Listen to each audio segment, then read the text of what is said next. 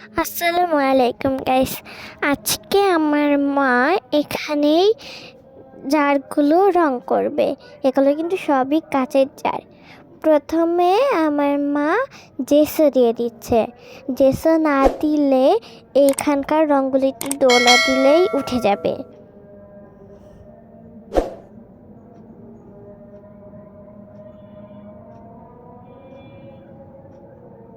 আর জেসো দেওয়ার সময় কিন্তু অবশ্যই বাজার থেকে স্পঞ্জ কিনতে হবে।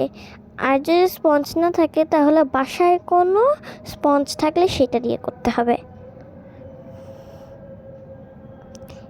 এই যে আমার মা একটি জার রং করে ফেলেছে, ওখানে আছে। আর এটি হচ্ছে আরেকটি জার। আরেকটি জারের মধ্যে আমার মা সবুজ মানে শ্যাওলা রং করে ফেলছে। সবুজ এটা কি বলা যায়, ওইটা পাশে রেখে আমার মা আরেকটি জারের মধ্যে কালো রং করে ফেলছে।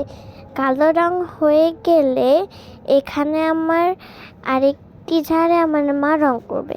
এখানে আমার মা হলুদ রং দিচ্ছে।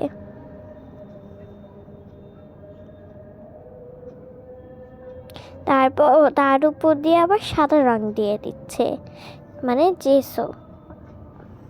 আর যদি জেসো আপনাদের কাছে না থাকে তাহলে আপনারা হোয়াইট কালারও ব্যবহার করতে পারেন। আমার মা এখানে জেসো দিয়ে দিচ্ছে উপর দিয়ে।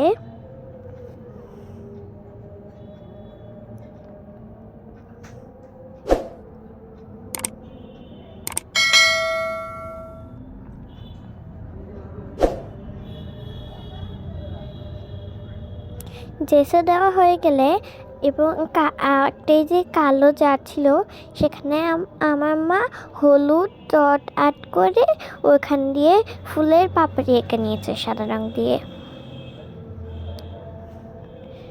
এখন এই ফুলের পাপড়িগুলো হচ্ছে আমার মা আর্ট করে ফেলছে। আর এই যে শেষ হয়ে গেলে এরকম দেখা যাবে। এখন এই ফুলের পাপড়িগুলো রং করে ফেলেছে। এখন হলুদ হলুদ জারে এরকম ঘাসের মতো সবুজ রং দিয়ে দিচ্ছে। আর এই যে কত সুন্দর করে আর্ট করে ফেলেছে। এবং আরেকটি সবুজ জারের মধ্যে এভাবে ফুল আর্ট করে দিয়েছে। আর সাদা জারের মধ্যে এইভাবে ফুল আর্ট করেছে।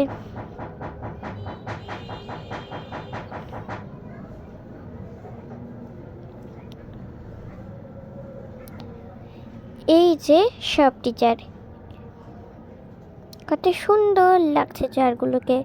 একটি কাচের জারকে এভাবে আপনারা রং করতে পারবেন, কিন্তু অবশ্যই জেসো লাগবে অথবা হোয়াইট কালার। এটি হচ্ছে দ্বিতীয়টি, এটি হচ্ছে তৃতীয়টি,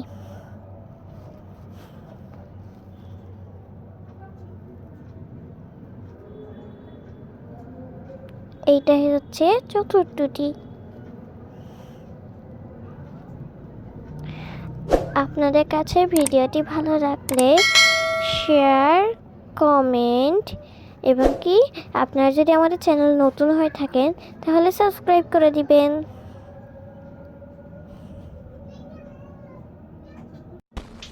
Thanks for watching this video.